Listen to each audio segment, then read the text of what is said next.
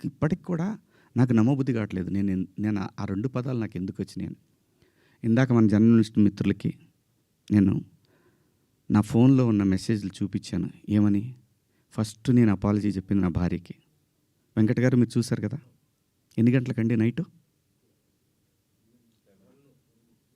1:30కి. 11:18 మా వాడికి నాకే ఎందుకో కొట్టింది. ఏది జారింది క్షమాపణ చెప్దామని చెప్పి బాత్రూంలో ఇంట్లో వాళ్ళందరూ బాధపడుతుంటే బాత్రూంలో షూట్ చేసి నేను మా వాడికి పంపించా.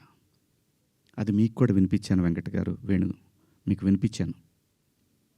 ఈ వీడియో కాదు, ఇప్పుడు చూస్తున్న వీడియో కాదు, అంతకుముందే ఆ వీడియో 11:18 ఉంది. నేను మా ప్రసాద్‌కి పంపించా. వేసేద్దాం అబ్బా ఎందుకని.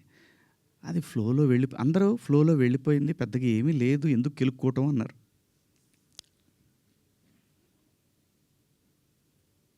సో కర్మ ఎలా కాలిందో తెలీదు.